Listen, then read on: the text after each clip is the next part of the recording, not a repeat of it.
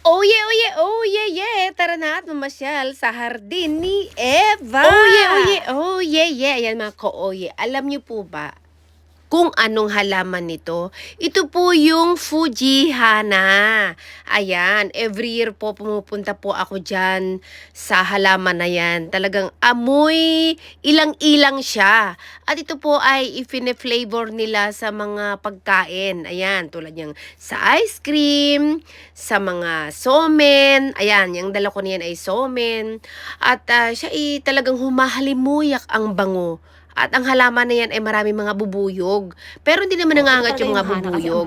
Maliliit lang siya. Talagang napakaganda talaga para talaga kayo nasa hardin ni Eva baga. Ayan, at yan namang ice cream sobrang napaka-perfect po ng lasa. Hindi siya matamis na matamis, pero alam mo yung mapino ang panlasa na parang Goldilocks na hindi mo maintindihan. Sobrang napakasarap.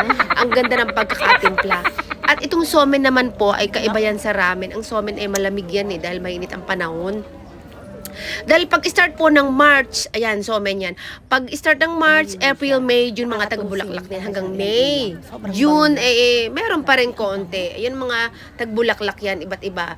Pagpasok ng March, mga sakura, pagkatapos ng sakura, yun ang mga etong ang Fujihana. After ng Fujihana, yun ang mga flowers naman, iba't ibang mga bulaklak talaga na maganda. At maaliw talaga kayo. Ayan nga, tapos yung mga iba't ibang klase nga ng bulaklak ng Fujihana, ayan, ginagawang ganyan. Ito po ay parang kalamay, yung malagkit. Ang sarap-sarap ng lasa po niyan. Ngayon, sasawsawan mo siya. Marami mga mga sauce kung saan mo swak sa bibig mo yung lasa. Ayan tulad niyan may iba't ibang parang halo-halo, may ice cream na white, cream, at saka yung lavender. Mag-enjoy ka. Ako pabalik-balik diyan. Ito, siguro pagpasok ulit ng magvi-video ulit ako ng bago. Ito lang na-share ko lang. Dahil sa Ashikaga Park po yan yan po ay napakagandang punta, hindi kayo magsisisi. Ayan, pag pumupunta ako dyan, mahaba ang hair, maigsi ang buhok. Ayan, makikita nyo, eto yung maigsi ang buhok dyan. Hindi ko talaga pinalampas yung na to. Ito talaga yung Hana kasi ang Fujihana na yan. Pwede siyang gawing ice cream.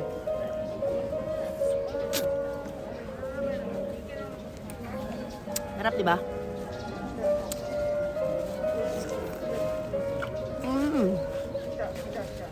Harap. Kayong dahon, pwede mo naman kainin Pwede mo nga dilaan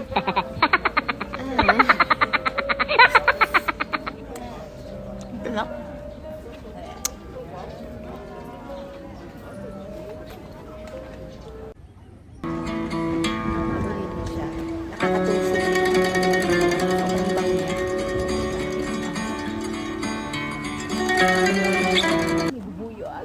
May bubuyog. Ayun may bubuyog. Ang bango talaga niya.